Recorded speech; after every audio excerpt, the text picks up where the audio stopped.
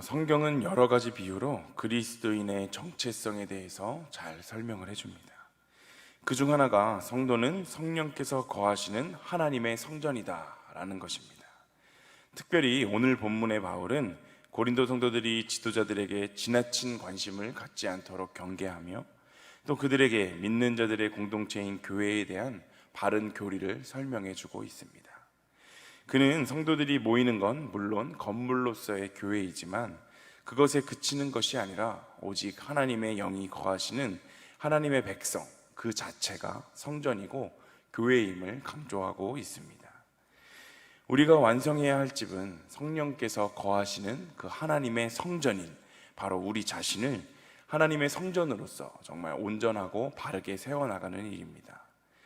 오늘 본문의 말씀을 통해 하나님이 우리에게 말씀하시는 그 음성에 귀를 기울이시고 영적인 깨달음을 얻으시는 그러한 귀한 시간 되시기를 소망합니다. 오늘 본문 고린도전서 3장 16절을 우리가 함께 읽어보도록 하겠습니다. 너희는 너희가 하나님의 성전인 것과 하나님의 성령이 너희 안에 계시는 것을 알지 못하느냐. 아멘. 바울은 고린도 교회의 성도들이 그들이 곧 하나님의 성전이다 라고 선언하고 있습니다. 물론 그것은 고린도 교회 성도들에게만 해당하는 것이 아니라 오늘을 살아가는 우리에게도 동일한 하나님의 말씀입니다. 그런데 이러한 바울의 선언은 당시 유대인들에게는 크나큰 충격이 아닐 수 없었습니다. 왜냐하면 유대인들에게 하나님의 성전은 오직 예루살렘에 있는 돌로 지은 그 성전 한 곳 외에 다른 곳에는 절대로 있을 수가 없었기 때문입니다.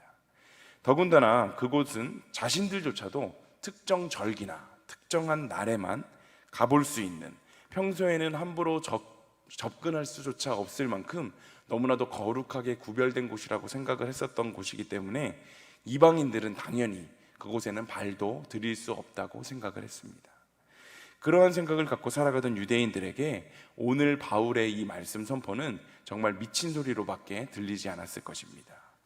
사도 바울은 유대인들조차 제한적으로 접근할 수 있었던 그 하나님의 성전을 이방인들에게 성전의 그 출입을 허락한 정도, 그 정도가 아니라 아예 그들이 성전 그 자체라고 선언을 하고 있는 것입니다. 그러므로 유대인들은 사도 바울을 잡아 죽이려고 끊임없이 노력했던 것입니다. 이렇게 사도 바울이 확신을 가지고 성도 각 개인들이 하나님의 성전이다 라고 말하는 것은 바로 성도들에 대한 성령의 내주하심, 성령님이 마음속에 거하시는 것에 그 근거를 둡니다. 그리스도인들은 성령께서 거하시는 거룩한 성전입니다. 우리가 예수 그리스도를 구세주와 주님으로 인정하고 믿기 시작하기만 하면 성령님은 우리의 마음속에 오셔서 우리의 마음속에 거하십니다. 그리고 우리 안에 들어오신 성령님은 절대로 우리를 떠나지 않으십니다. 그렇기 때문에 그리스도를 구주로 시인하고 믿는 사람들은 각 개인이 모두 하나님의 성전이 되는 것입니다. 그런데 과연 이 말씀을 통해 우리의 삶을 비추어 볼 때 우리는 마음속에 성령님을 모시고 살아가는 하나님의 성전으로서 정말 제대로 일상의 삶을 살아가고 계신가요? 이번 달 하반부부터 전교인 대신방이 시작되죠. 대신방을 받게 되실 때 이것저것 신경 쓰이는 것들이 너무나도 많으시겠지만 아마 그 중에 제일 큰 것은 담임 목사님이 우리 집에 오시게 되는 것일 것입니다. 담임 목사님이 집에 오셔서 기도해 주시고 또 예배해 주시고 함께 예배하는 그것은 너무나도 행복한 일이지만 그 신방을 위해 몇 주 전부터 집안을 정리하고 또 하루 이틀 전에는 온 집안을 뒤집어 엎어서 대청소를 하시잖아요. 저도 30살까지 평신도로 살며 또 저희 부모님이 매해 신방을 받으실 때마다 집을 아주 뒤집어 엎으시는 것을 너무나도 많이 봐왔기 때문에 그것을 잘 압니다. 그렇게 열심히 쓸고 닦은 집에 담임 목사님과 또 교역자분들이 오시게 되면 집안의 모습도 평상시와는 조금 다르게 되지만 그 또 달라지는 것이 있죠. 바로 우리의 행동과 우리의 말투입니다. 집에서의 모습은 우리가 가장 편하게 있을 수 있는 곳이고 정말 내추럴한 나의 모습이 나올 수 있는 곳인데 그 교역자의 방문으로 행동이나 말투가 고상해지고 옷도 번듯한 것으로 입게 되잖아요. 그런데 한번 상상을 해보겠습니다. 담임 목사님이 신방을 오셨다가 갑자기 그 집이 너무나도 마음에 드신다고 그냥 예배만 드리고 가기 아쉬우니 한 3일 정도 내가 자고 가겠다 라고 말씀을 하셨다고 상상을 해봅시다. 물론 대놓고 거절하시는 분들도 있으시겠지만 면전에서 대놓고 거절하기는 어려우니까 속마음은 좀 다를지라도 겉으로는 승낙을 하시는 분들이 대부분이실 겁니다. 그리고 며칠 동안 담임 목사님과 함께 생활할 때 나의 행동과 말투 등은 여전히 최상의 고상한 말투와 또 여전히 최상의 멋진 모습으로 그 3일 그 담임 목사님이 계시는 동안 우리가 살아가게 될 것입니다. 아니, 평소와 똑같이 생활한다고 생각을 해보십시오. 아내나 남편, 자식들에게 우리가 평상시에 하는 행동, 하는 말투 그대로 하게 되면 담임 목사님을 보시기에 민망하지 않으실까요? 그런데 여러분, 우리의 마음속에는 성령님이 계십니다.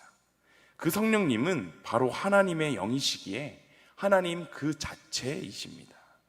그 성령님이 우리의 마음속에 이미 계시고 언제나 우리와 함께하고 계신다는 그 사실이 정말로 믿어진다면 우리가 우리의 일상의 삶에서의 행동들이 좀 더 구별되고 거룩한 모습으로 있어야 하지 않을까요? 담임 목사님만 우리 집에 함께 며칠 동안 계신다 해도 우리의 삶이 조금 더 고상해지고 조금 더 거룩해진 모습으로 살아가게 될 텐데, 아니, 우리의 마음속에는 정말 성령님이 함께 하시는데 왜 우리의 삶은 거룩하게 좀 더 구별된 모습으로 삶을 살아내지 못하는 것일까요? 주일에 하나님의 전인 교회에 나와 하나님을 예배하고 찬양하며 우리는 은혜 받고 성령 충만하게 집으로 돌아가는데, 집으로 돌아갈 때는 하나님 여기 계세요, 제가 다음 주일에 올게요, 저를 따라오지 마시고 여기에 잘 계시면 제가 다음 주일에 또 잘 오겠습니다 라고 우리가 말을 하고 돌아가는 것과 같습니다. 머리로는 하나님이 언제나 우리와 함께하고 계시고 무소부재하신 분이기 때문에 어느 곳에도 계시고 언제나 나와 함께 하신다라고 말하고 있지만, 우리의 삶을 돌아보면 하나님은 그저 교회에 가둬두고 주일에 교회 왔을 때만 고상하고 거룩한 모습으로 하루를 보내고 당장 집에 돌아가는 길부터 세상에 속한 자의 모습으로 삶을 살아가고 있는 우리가 아닙니까? 구약시대에 하나님은 건물로 지은 그 성전에 임하셨습니다. 그리고 그 성전을 통해 이스라엘 가운데서 당신의 은혜와 영광을 나타내 보이셨습니다. 그러나 하나님은 신약시대인 오늘날에는 더 이상 건물로 있는 그 성전에만 임하고 계신 분이 아니십니다. 아니, 건물로서의 성전은 지금은 이제 아예 존재하고 있지도 않습니다. 따라서 오늘 이 땅에 존재하는 유일한 성전은 바로 하나님의 영이, 하나님이 임재하고 계신 우리 성도님들 한 분 한 분이신 것입니다. 구약시대에 하나님은 건물로 지어진 성전을 통해서만 당신의 은혜와 영광을 사람들에게 나타내 보이셨지만, 오늘날은 하나님의 새 성전인 바로 우리 성도들을 통해 당신의 은혜와 영광을 사람들에게 나타내 보이시기를 원하시는 분이 바로 우리가 믿고 따르고 있는 하나님이십니다. 바로 나의 삶이 세상 사람들과 교회를, 세상 사람들과 하나님을 이어주는 다리가 되어서 하나님이 기뻐하시는 그 역할을 능히 감당해내시는 일신교회의 모든 성도님들이 다 되시기를 소망합니다. 오늘 본문 17절을 함께 읽어보도록 하겠습니다. 함께 읽습니다. 누구든지 하나님의 성전을 더럽히면 하나님이 그 사람을 멸하시리라. 하나님의 성전은 거룩하니 너희도 그러하니라. 아멘. 누구든지 하나님의 성전을 더럽히면 하나님이 그 사람을 멸하시겠다라고 말씀하고 있습니다. 이것은 하나님의 성전을 더럽히는 자들에 대한 하나님의 엄중한 경고입니다. 하나님은 당신의 성전을 더럽히는 자들을 그냥 넘어가 주시는 분이 아니십니다. 하나님의 성전을 더럽히는 그 행위는 곧 하나님을 모독하고 또 하나님의 권위에 대한 도전이기 때문입니다. 그래서 율법은 성전을 더럽히는 자에 대해서는 사형에 처하거나 그 선민 공동체에서 추방하도록 규정하고 있었습니다. 실제로 성경을 보면 성전을 더럽힌 자들을 하나님께서 직접 벌하신 에피소드들이 등장합니다. 예를 들면 하나님은 율법에 지시되지 않은 그 불로 분향함으로써 성소를 더럽혔던 나답과 아비후를 즉시 그 불로 심판하셨으며, 제사장이 아니면서도 스스로 하나님께 제사하였던 사울 왕과 우시야 왕을 심판하시기도 하셨습니다. 이 모든 일들은 하나님이 성전을 더럽히는 것을 얼마나 싫어하시는지 우리에게 잘 나타내 보여주고 있습니다. 이것은 오늘을 살아가는 우리도 항상 삶을 살아가면서 기억해야 하는 부분입니다. 하나님의 성전을 더럽힌다는 것, 이 하나님의 성전을 더럽힌다는 것을 오늘의 말씀에 비추어 볼 때 크게 두 가지로 생각해 볼 수 있습니다. 먼저는 말 그대로 하나님의 교회를 더럽히는 일입니다.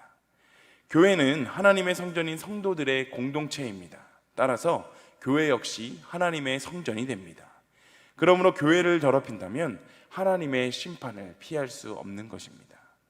바울 당시에 고린도 교회 안에는 파당을 만들어 분쟁함으로써 교회를 더럽히고 교회를 파괴하는 사람들이 있었습니다.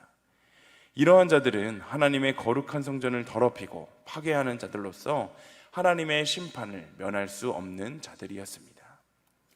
그런데 오늘날에도 교회 안에서 종종 자기의 이기적인 탐심을 위해 교회에서 파를 나누고 교회를 괴롭히고 교회를 나누는 사람들이 있습니다.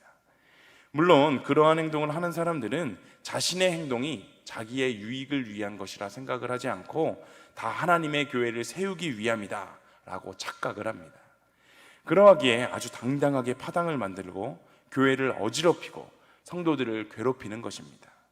하지만 우리는 우리가 생각할 때 분명히 교회를 위해 하는 일이고 이것이 맞는 것이다 라는 생각이 들지라도 나의 이러한 행동이 정말로 하나님이 기뻐하시는 일인지 하나님이 원하시는 일인지 기도하고 끊임없이 기도해야 할 것입니다. 나의 행동으로 인해 하나님의 세우신 공동체의 분열이 일어나고 성도들이 고통을 받게 되고 교역자들이 고통을 받게 된다면 그것은 내가 생각할 때 분명히 교회를 위한 일이다 생각할지라도 하나님의 뜻이 아닐 것입니다. 하나님의 성전을 더럽히면 안 된다라는 이 두 번째 의미는 바로 성도 자신을 더럽히는 일을 하면 안 된다라는 뜻입니다. 성도는 하나님의 영, 즉 성령이 거하시는 하나님의 성전입니다. 그러므로 성도된 우리는 스스로 죄와 불의를 멀리함으로 하나님의 전인 우리의 몸을 깨끗하게 유지해 나가야 합니다. 만일 우리가 지속적으로 죄를 짓고 또 끊임없이 불의를 행한다면 하나님의 심판을 면할 수 없을 것입니다.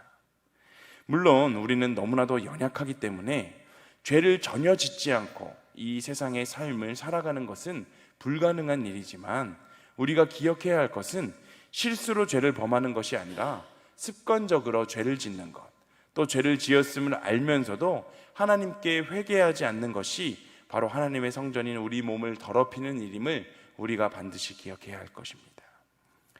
그러므로 우리는 하나님의 교회를 더럽히지 않도록 조심할 뿐만 아니라 하나님의 성전인 자신의 몸이 죄와 불의 가운데 거하지 않도록 늘 경계해야 하는 것입니다. 레위기 19장 2절은 이렇게 이야기합니다. 너는 이스라엘 자손의 온 회중에게 말하여 이르라. 너희는 거룩하라.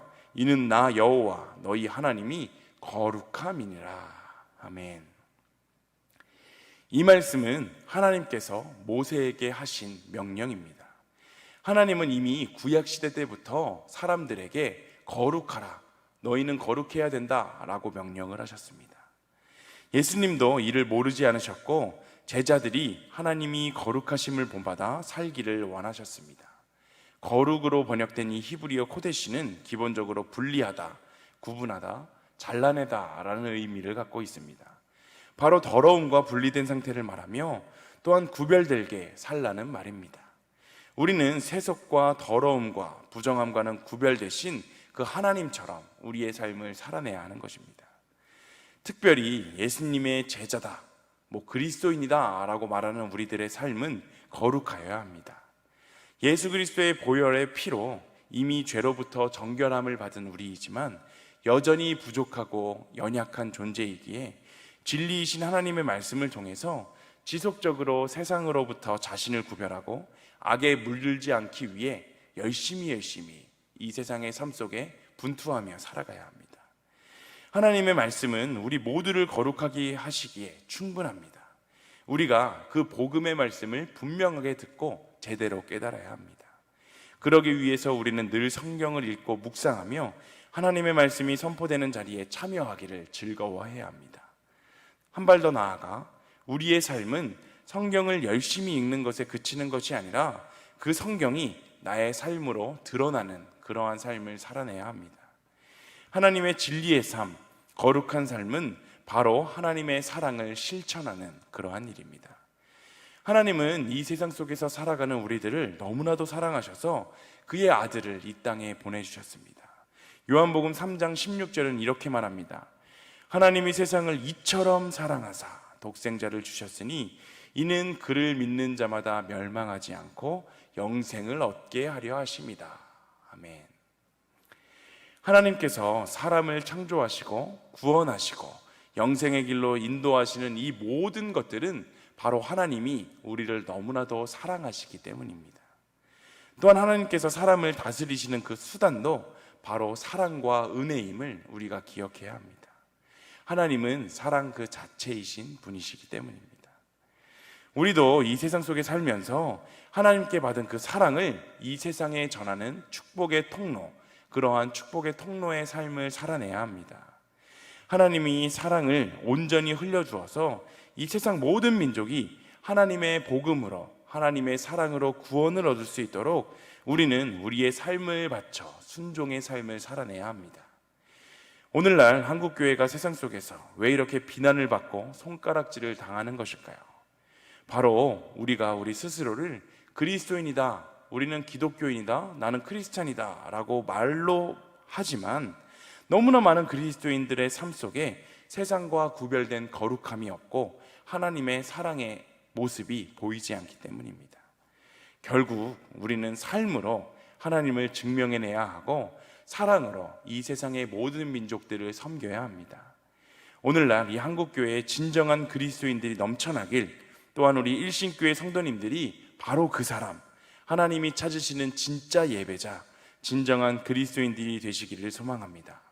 그리하여 오늘 하루를 살아가며 우리가 만나는 가족들, 우리가 만나는 친척들, 우리가 만나는 이웃들에게 하나님의 놀라운 그 사랑을 흘려보내주는 축복의 통로로서의 오늘 하루의 삶을 살아내시기를 간절히 소망합니다. 우리 이 시간 함께 찬양하겠습니다. 찬송가 15장입니다.